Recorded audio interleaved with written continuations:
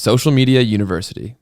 Your course, because so you worked on that, you launched that. Can you tell me all about like one, what was the motivation for creating that course, and then two, like what was the process going through like filming that, putting the info product together, and actually selling it?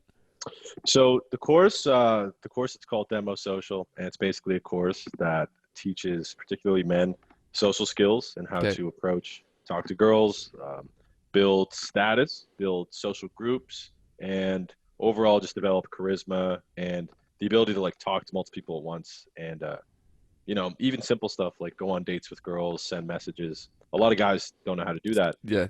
So what happened was when I started my channel, I was doing drunk interviews and they were funny. People liked them, but they were really poorly received on YouTube with like views. So the channel wasn't growing.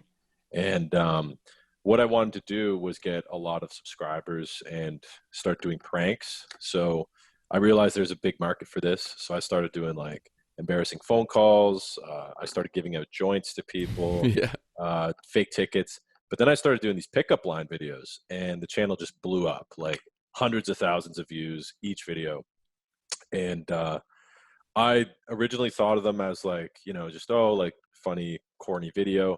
And then over time, a lot of people would go to those videos and actually find them useful. Mm.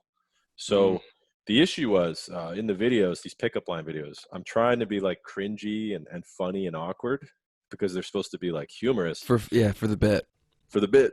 But what happened was a lot of people would actually take them seriously and think like, That's how he fixed wow, it. like these really helped me. Yeah. So I was like, because the real way to actually talk to girls is not like corny pickup lines or acting super douchey like Yeah, I of do course. in videos. Yeah, yeah. So I was kind of stuck in this weird spot where I'm like, well, a lot of people like watching these videos, and even though I don't like making them, if I just spend 2 years doing them, I can like blow up my subscriber count and possibly like, you know, it'll be easier for me to do realer content Leverage from that in the point. future.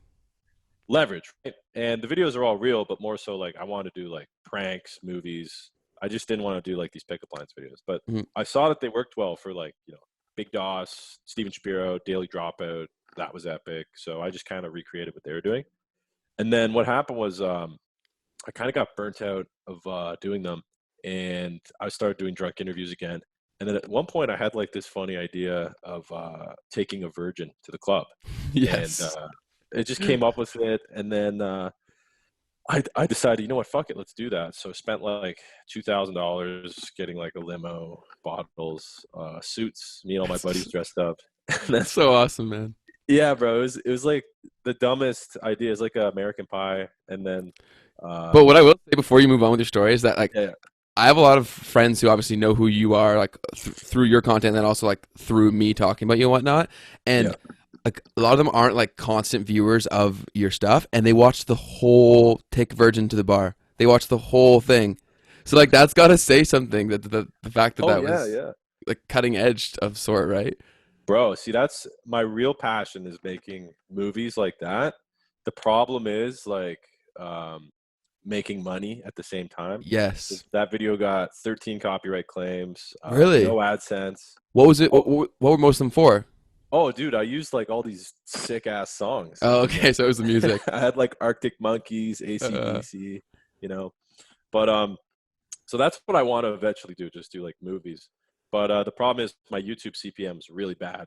But with this Virgin movie, so I put out, I wanted to find a virgin. So I put out this 1 minute video like, hey guys, we're looking for a virgin. And I got like hundreds of entries, like so many people. And a lot of these people were like overseas, international, like Americans, but I had to pick somebody local. of course. And after the video came out, I like every single virgin on YouTube all of a sudden started subscribing to me. So like every single video was like, when's Virgin Squad 2? Can you take me to the club? Or like, That's how do I talk awesome. to girls? And I realized like, wow, like there's this huge market for guys that don't know how to approach and talk to girls, which Mm. if you're a confident, charismatic person, it's pretty straightforward, right? And so what I did was I developed a course based on this demand from the Virgin Squad video. And then I kept doing the pickup line videos to keep that momentum.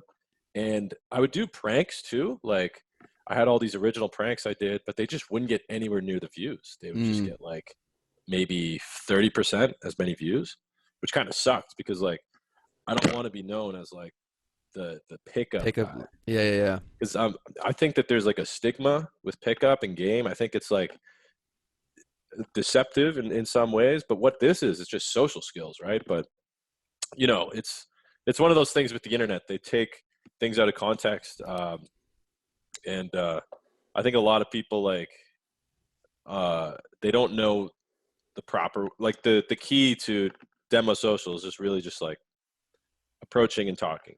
Yeah, That's yeah, all. for sure. Okay, so while you were creating your content, through doing that, you saw the opportunity and the demand for this course. So you're like, okay, I'm going to fill that with the skills that I clearly have. Is that essentially the thought process there? Yeah, basically, man. Virgin Squad opened this huge demand, Yeah, and yeah. I was like, you know what? I mean, I may as well because at the time I considered Patreon to be like desperate. I considered selling merch to be like selling out, and my YouTube CPM was like Yeah. $1. Oh, So I was making like, Jesus, it was that low. bro, I was making for 5 million views a month. I was making like $1,500. Yeah, it's Are crazy. you, bro? My whole channel has like under 5 million total views, and like my CPM luckily is very high, but like, Yeah, oh my God, I couldn't imagine that, dude. That's insane. And I knew that you were had to deal with some of that crap, but I didn't realize it was that low. That's insane. dude, I have the lowest CPM on YouTube by far.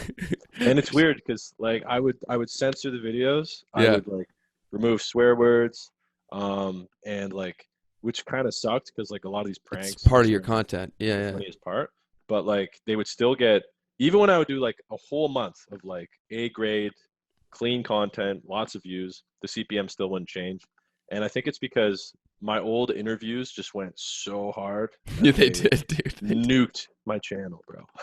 Jeez, yeah, that's probably a thing to be real. Like that's insane. And I want Yeah. to talk. I want to talk more about what how YouTube is essentially screwing you in a bit. But I want to get back to the core. So you put this all together.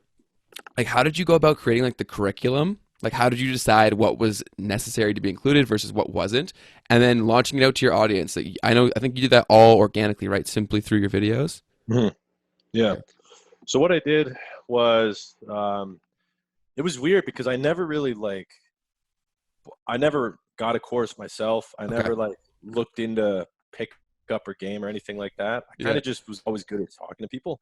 But what I did was I kind of researched once I discovered like the whole community, like there's a whole community, and I tried reading about it, and I found that a lot of these people that sell courses like this, they're they don't actually go out and talk to girls. Yeah. They read a lot Just say you should and do this. or yeah, they say do this, but there's no like they're not showing receipts, you know? Yeah. And I also Yeah. noticed that a lot of them are for older guys, like old people. Really. And my target audience is young people Yeah. because like we talked about on the last podcast when like, you know, first day of school, first week of school, first day on the job, you can become a really a valued person socially if you go up and talk to everybody, Hmm. shake their hands if you're in a bunch of different groups. And then when you have different groups and you put them together, all of a sudden, whenever a friend meets another friend, they think of you because you set Yeah. them up. So And these are powerful. all like straightforward things, but nobody's teaching this younger market how to do them.